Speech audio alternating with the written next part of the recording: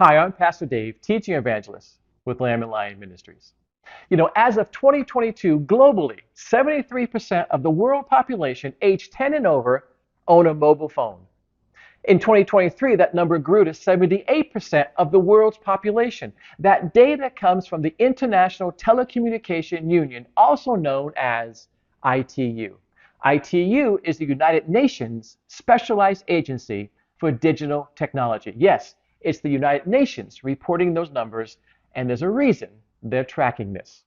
According to the ITU website, ITU member states have set two clear strategic goals: universal connectivity and sustainable digital transformation. Now, what does that mean? It means their target for goal number one, which is universal connectivity, by 2030 includes universal coverage, which involves supplying affordable cell phone service to everyone on the planet, which means having broadband access to every household. The United Nations Digital Technology Division wants mobile phones for the entire globe. Now, put this in perspective. Realize the first telephone patent was granted to Alexander Graham Bell on March 7, 1876. U.S. patent number 174465. With that, the telephone patent was officially granted, and 3 days later, on March 10th, Bell transmitted the sentence, "Mr. Watson, come here. I want to see you." It's important to realize that was just 148 years ago.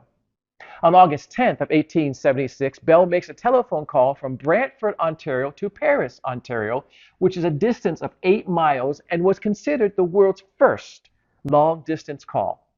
9 years later, the first telephone exchange was established in Boston, and in 1915, the first United States coast-to-coast long-distance call took place when Bell in New York City called Watson in San Francisco.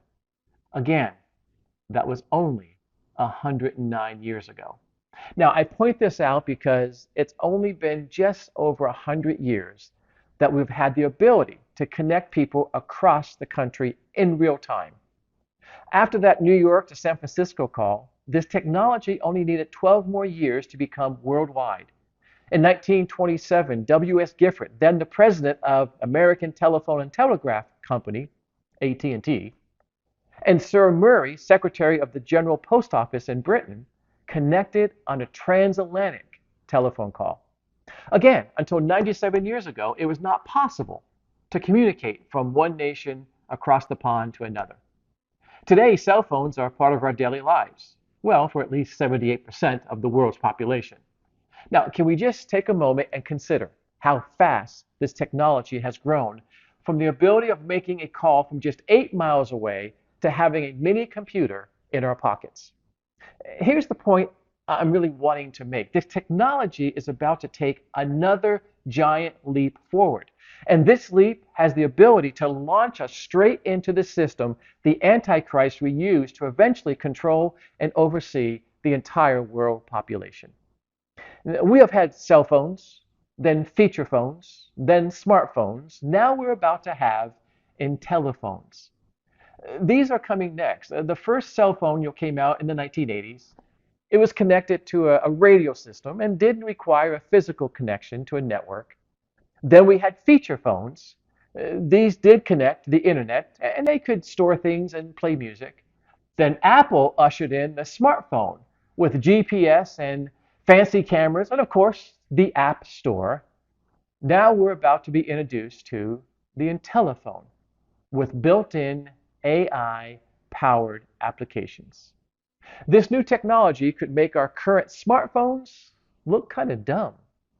The coming AI smartphones, these IntelliPhones, are being seen as a once-in-a-generation upgrade.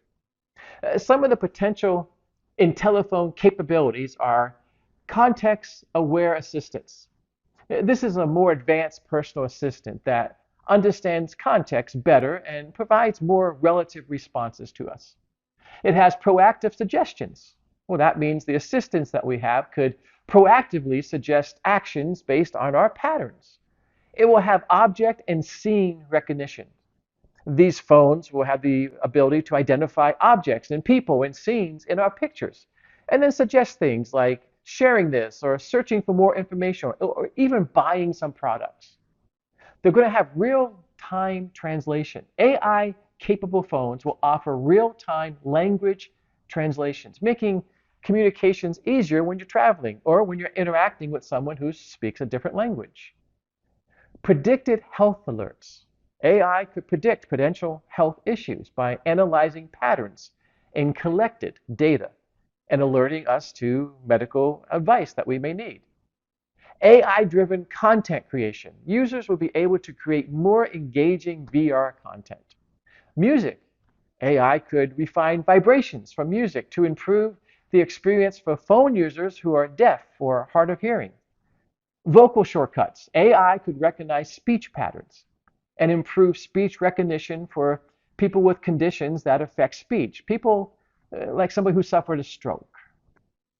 Apple's IntelliPhones were recently introduced at its Worldwide Developers Conference. Now, because these new AI-powered phones will have the ability to offer personalized settings, things like rewrite, it will have the ability to automatically change the tone of your email. It will change the tone to fit the desire of the one you're sending the email to, whether it be personal or professional. Another setting is Image Playground, which will allow users to take their personal photos to a whole new level. It will give the users the ability to do things like creating personal emojis for anybody in your contacts. As AI conversational technology gets more integrated into our daily lives, it's widely being anticipated that this new AI-powered telecommunication will quickly become mainstream, which is the concern I have. You see, as this new technology not only sets the stage, but it could lead the way into the Antichrist's coming system. People will be completely and excitedly embracing this new technology. And once they have it, they're not going to give it up. Nor will most be willing to go backwards to a less controlling technology. It just won't happen. Now, once the smartphones transition over to the intelligent phones, the personal computers are next.